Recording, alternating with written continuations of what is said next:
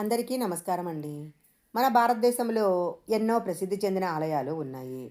దేవుడి ఆలయాలతో పాటు దేవతల ఆలయాలు కూడా ఎంతో ప్రసిద్ధి చెందాయి. ప్రతి గ్రామంలో ఇప్పటికీ గ్రామ దేవతలు కొలువై ఉండి విశేషమైన పూజలు అందుకుంటూ ఉంటారు. అమ్మవారి ఆలయాలలో ఎంతో ప్రసిద్ధి చెందిన నిమిషంలో కోరిక నెరవేర్చే నిమిషాంబిక అమ్మవారి ఆలయాన్ని గురించి ఇప్పుడు మనం తెలుసుకుందాము. ఈ దేవాలయము కర్ణాటకలోని శ్రీరంగపట్టణానికి 2 కిలోమీటర్ల దూరంలో గంజాం అనే గ్రామంలో ఉంది.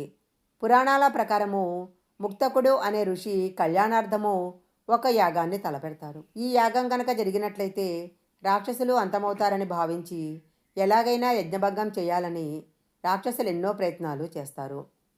ఈ విధంగా ముక్తకం ఋషి ఎంత ప్రయత్నించినా రాక్షసుల ఆగడాలను అంతమొందించలేకపోయాడు. ఆ సమయంలో పార్వతీదేవి యజ్ఞగుండం నుంచి ఉద్భవించి అక్కడ రాక్షసులను సంహరిస్తుంది.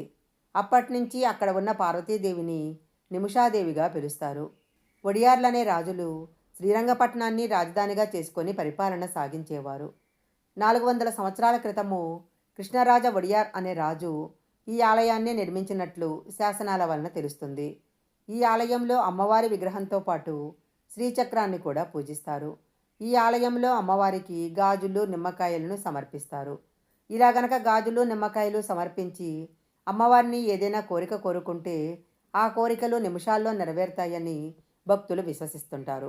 ఈ నమ్మకం వల్లనే అనేక మంది ప్రజలు ఈ అమ్మవారిని దర్శించి తమ మొక్కులు నెరవేర్చుకుంటూ ఉంటారు.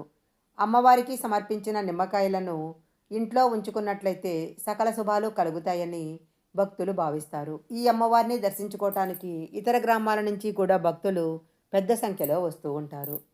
ఈ వీడియో కనుక మీకు నచ్చినట్లయితే లైక్ చేయండి, షేర్ చేయండి. ఇలాంటి మరిన్ని వీడియోల కోసం మా ఛానల్ సబ్స్క్రైబ్ చేసుకోండి. పక్కనే ఉన్న బెల్ ఐకాన్ని యాక్టివేషన్ చేసుకుంటే మేము పెట్టే వీడియోలన్నీ కూడా మీకు ముందుగానే నోటిఫికేషన్గా వస్తాయి. మరొక మంచి వీడియోతో మళ్ళీ కలుసుకుందాం.